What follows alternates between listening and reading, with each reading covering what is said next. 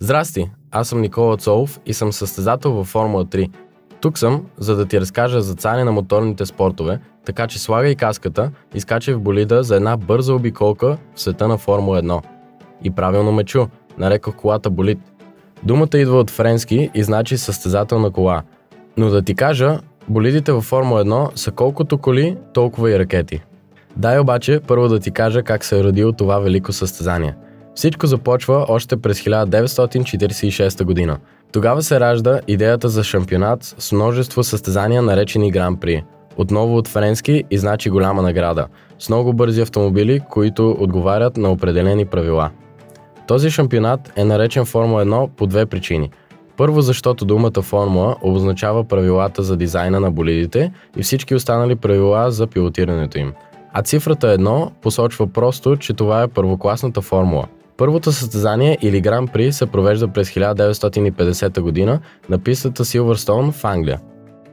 В началото голямата звезда на Формула 1 се казва Хуан Мануел Фанджо. Той печели цели 5 световни титли в рамките на 7 години и този рекорд остава ненадминат десетилетия наред. Можеш ли да се досетиш кой подобрява този негов рекорд? Остани да гледаш още малко и ще ти кажа. С годините интересът към Формула 1 расте, а автомобилите стават все по-бързи. Формула 1 се превръща в символ на технологичния напредък. Така докато в началото автомобилите на пилотите са сравнително тромави и бавни, то през 60-те и 70-те години те стават по-леки, аеродинамични и бързи, като достигат скорости до 320 км в час. В този период спортът става супер популярен и привлича милиони фенове пред екраните и край пистите. Раждат се и първите велики съперничества между легендарни състезатели като Ники Лауда и Джеймс Хънт.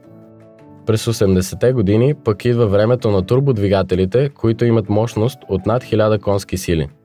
Точно 80-те години са времето, в което блестят някои от най-великите имена в историята на спорта – Алан Прост, Герард Бергер, Жил Вилнъв и Нелсън Пике.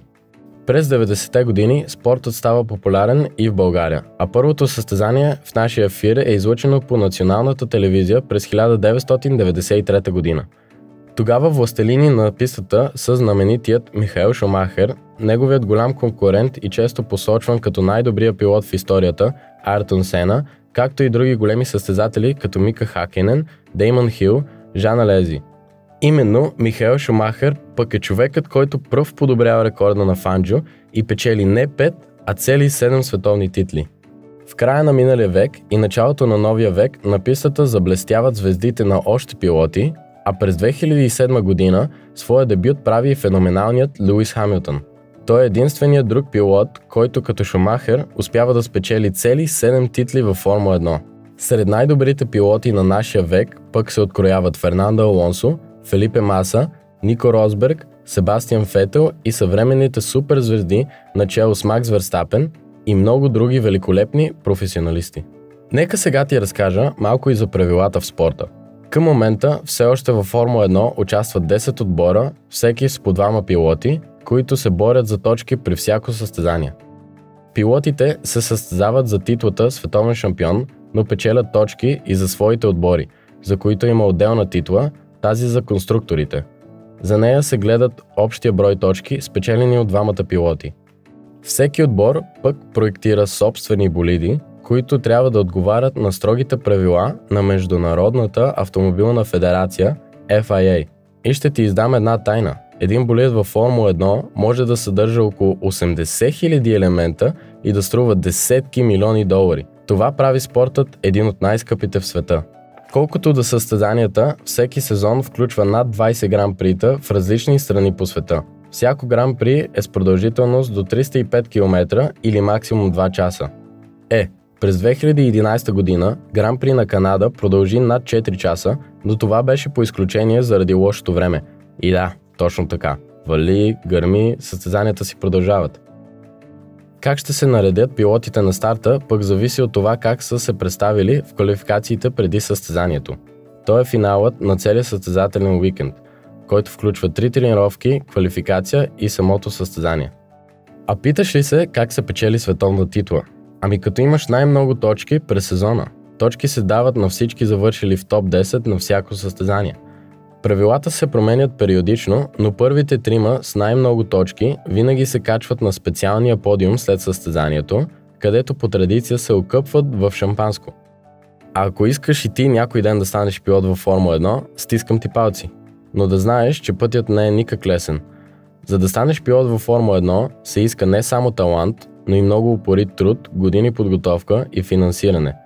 Кариерата обикновено започва в картинга, след което преминава през по-ниските серии като Формула 4, Формула 3 и Формула 2. На всяка стъпка са нужни страхотни резултати и постоянство, за да привлечеш вниманието на големите отбори. Освен супер умения за управление на болид, ти трябва и отлична физическа подготовка. Няма шега, само за едно състезание в рамките на 2 часа един пилот може да изгуби от 2 до 4 кг тегло. Искат се и отлична психическа издръжливост и способност за работа в екип.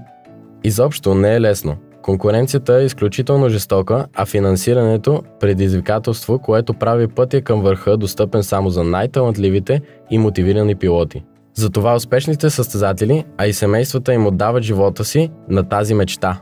А за мен, като състезател във Формула 3, мечтата е ясна – някой ден да стана част от този елитен свят на най-добрите пилоти. А до тогава вярвам, че с труд и постоянство мечтите ни могат да се сбъднат. Изобщо, Формула 1 не е само спорт, но и наука, изкуство, тръпка, вълнение и огромна страст. Откритията и постиженията в болидите пък се пренасят и в обикновените автомобили, които срещаме по нашите улици. Така че Формула 1 определено е нещо много повече от състезание. Хайде сега ми кажи за финал, кой е любимият ти състезател? И имаш ли си любим отбор? Сподели ми в коментарите.